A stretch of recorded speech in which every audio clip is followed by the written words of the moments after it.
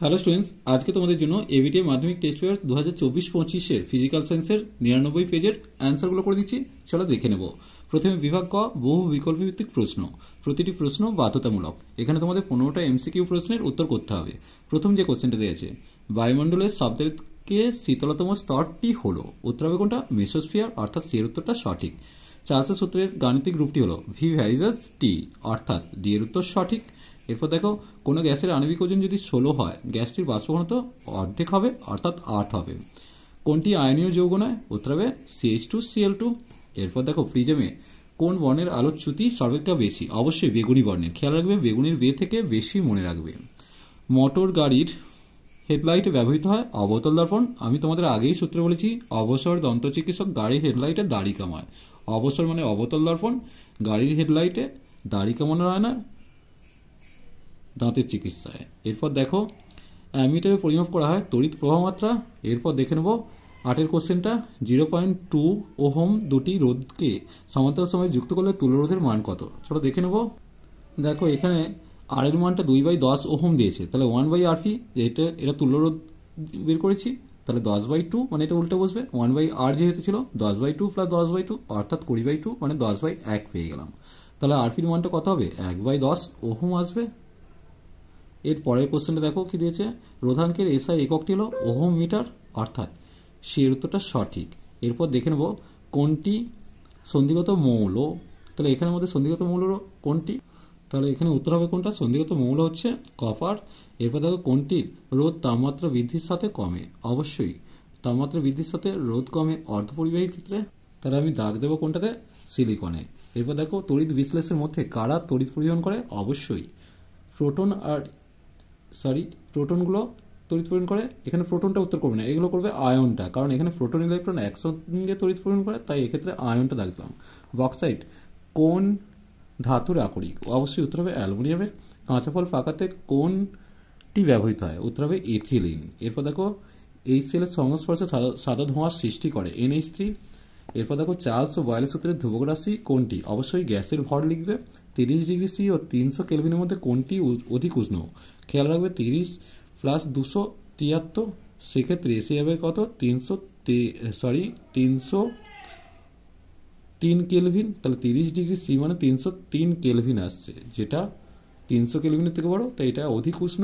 দুষ্টম হলো হাইড্রোজেনকে বলা হয়। নিচের কোন বিবৃতিটি সত্য মিথ্যা লিখতে রয়েছে?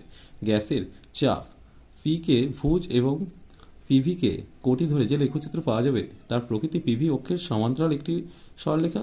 একটু খেয়াল করো, পিটা হচ্ছে ভুজ আর পিভিটা কোটি, তাহলে সেক্ষেত্রে এটা পি অক্ষের সঙ্গে সমান্তরাল, তাই এটা মিথ্যা দেওয়া আছে।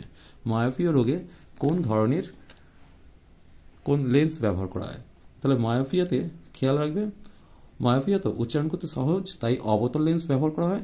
তারপর দেখো, আকাশের রংধনু আলোর কোন ধর্মের উদাহরণ? আলোর বিক্ষেপণ না বিচ্ছুরণ? এটা তোমাদের কনফিউশন থাকে। আকাশের রামধনুটা আলোর হচ্ছে বিচ্ছুরণের জন্য দায়ী, তাহলে বিচ্ছুরণ কতটা লিখে রাখতে পারো? এটা কনফিউশন হয়। আলোর বিক্ষেপণের জন্য হচ্ছে আকাশ নীল, আর বিচ্ছুরণের জন্য হচ্ছে রামধনু। একটি অর্ধপরিবাহীর নাম জার্মানিয়াম, সিলিকন, যে কোনো একটা লিখবে। এরপর একটা ম্যাচিং দিয়েছে, চলো দেখে নেব। সমযোজী বন্ধনযুক্ত অণু কোনটা? হাইড্রোজেন হবে, এটা এ করে দিলাম। জলের তড়িৎ বিশ্লেষণে ব্যবহৃত হয় প্লাটিনাম তড়িৎদ্বার। এরপর ক্ষার ধাতু হচ্ছে পটাশিয়াম। নোবেল গ্যাস হচ্ছে, এটা উত্তর হবে। এরপর দেখে নেব 8টা, সূর্যের এরপর 8 কোশ্চেনটা, সূর্যের মধ্যে কোন নিউক্লিয় বিক্রিয়া সংঘটিত হয়? অবশ্যই নিউক্লিয় সংযোজন, এটা আগের বারও এসেছে। তেজস্ক্রিয়তার এসআই একক বেকারেল। চিনির জলীয় দ্রবণে তড়িতের কুপরিবাহী, এই জায়গাটা কুপরিবাহী কথাটা লিখবে, কুপরিবাহী। এরপর দেখে নেব সমযোজী ত্রিবন্ধনযুক্ত একটি মৌলের উদাহরণ C2H2, অর্থাৎ অ্যাসিটিলিন। একটি সমযোজী যৌগের উদাহরণ দাও যা জলে দ্রাব্য। সমযোজী যৌগ জলে দ্রাব্য কোনটা হবে? সেক্ষেত্রে তুমি কোনটা? অ্যালকোহল লিখতে পারো, যেটা চিনি লিখতে পারো, অ্যালকোহল লিখতে পারো, গ্লুকোজ লিখতে পারো ইত্যাদি। অ্যানোড মানে কি? চলো দেখে নেব। দেখো, ধাতু নিষ্কাশনের সময় অ্যানোড তড়িৎদ্বারে প্লাটিনাম, প্যালাডিয়াম, সোনা, রূপা প্রভৃতি মূল্যবান ধাতু কাদার মতো জমা হয়, একে অ্যানোড মড বলে। এরপর দেখে নেব কি দিয়েছে, ক্রায়োলাইট কোন ধাতুর আকরিক? ক্রায়োলাইটটাও হচ্ছে সেক্ষেত্রে অ্যালুমিনিয়াম ধাতুর আকরিক, এই অ্যালুমিনিয়াম লিখে দিলাম। এরপর দেখো এলপিজির পুরো নাম লিকুইফাইড পেট্রোলিয়াম গ্যাস, বানানটা দেখে নেব। দেখতেই পাচ্ছ লিকুইফাইড পেট্রোলিয়াম গ্যাস। এরপর দিয়েছে সত্য মিথ্যা দিয়েছে, বিশুদ্ধ জল তড়িতের সুপ্রিয়, এটা মিথ্যা হবে। এরপর দিয়েছে জার্মান সিলভারে কত শতাংশ সিলভার আছে? 0%, কারণ সিলভার থাকে না। কোন ধাতু কাঁসা ও পিতল উভয় থাকে? অবশ্যই উত্তর হবে কপার বা তামা। অ্যাসিটিক অ্যাসিডের আইউপিএক নাম কি? অ্যাসিটিক অ্যাসিডের আইউপিএক নাম দেখে নাও, এটা CH3COOH। যেহেতু কার্বন দুটো আছে তাহলে ইথেন যুক্ত ওইক অ্যাসিড মানে ইথানোইক অ্যাসিড। এরপর দেখো ইথেনে এইচসি কোণের মান কত? 120 ডিগ্রি লিখবে। লাইকার অ্যামোনিয়া কি? দেখো লাইকার অ্যামোনিয়াটা হচ্ছে দেখো 0.88 আপেক্ষিক গুরুত্ব বিশিষ্ট অ্যামোনিয়ার সম্পৃক্ত জলীয় দ্রবণকে লাইকার অ্যামোনিয়া বলে। লাইকার অ্যামোনিয়াতে 35% অ্যামোনিয়া থাকে। এরপর দেখো এর সাথে একটি নাইট্রোজেন গঠিত জৈব সারের নাম লিখতে বলেছে। নাইট্রোজেন গঠিত জৈব সারের নাম ইউরিয়া লিখবে। বাতাসে কোন গ্যাসটির উপস্থিতির জন্য চকচকে রূপর গহনা কালো হয়? অবশ্যই হাইড্রোজেন সালফাইড বা H2S। চলো 2 নম্বরের কোশ্চেনগুলো খুব তাড়াতাড়ি ভিডিও নিয়ে আসছি। চলো আজ এই পর্যন্তই, নেক্সট ভিডিও নিয়ে খুব তাড়াতাড়ি হাজির হবো।